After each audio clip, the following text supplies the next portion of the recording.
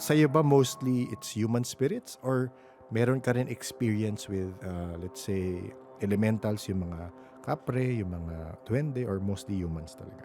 Mostly humans talaga or at least demonic entities yung itsura. Okey, okey.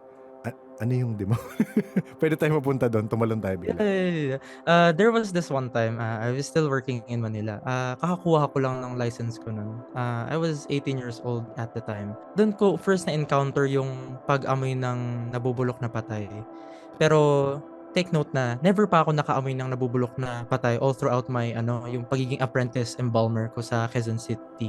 Yes. Dun naamoy ko yung, sulfur. It's like parang ano, eh, masakit sa Sirang ilong na itlog. parang itlog, yeah, Mm, mm. itlog. Tapos dun ko din naamoy yung rancid na amoy ng na later ko mafi-figure out na yun pala yung amoy ng advanced decomposition sa human remains.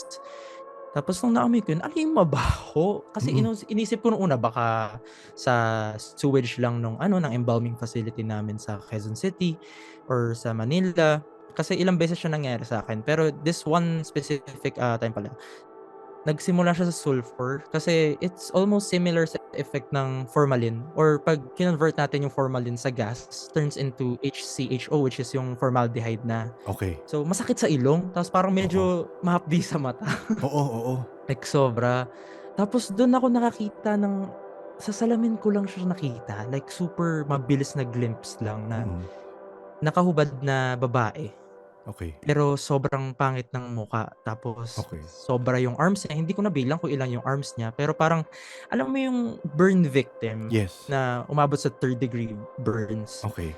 gano'n yung itsura niya. So medyo na-freak out ako kasi iniisip ko baka psychological effect lang 'to ng embalming kasi baka ina-anticipate ko na may ganitong mangyayari. Yes, oo. So nung nakita mo, nakatingin sa'yo or nakatingin sa elsewhere or Actually nakatingin siya elsewhere, hindi nakatingin sa'kin, pero oo, sa salamin ko nakita, oo, dun ko lang siya nakita talaga, wala sa labas or sa gilid ko, sa salamin lang talaga. parang naiglap mo lang, parang gano'n, eh, 'no? Parang, "Oh." Mm. Mm. Pero kahit sa peripheral vision mo nakita, alam mo yung nakita mo, eh. Yes, oo, oo. Tapos na-mention mo, hindi mo sigurado ilan yung kamay. So meaning, maraming kamay yung nakita mo? Yeah, Mm. tapos parang bali yung buto niya na ewan, parang Mm. hindi siya anatomically correct in a sense. Yes, yes, yes. Yung mga kamay or yung katawan? Both kasi yung kamay niya naka-bend pababa tapos yung spine niya is naka-bend palikod, Okey, na gets, gets. parang sobrang naka-bend. Parang masayang i-drawing yan, ah. Nga, eh. Sa description mo.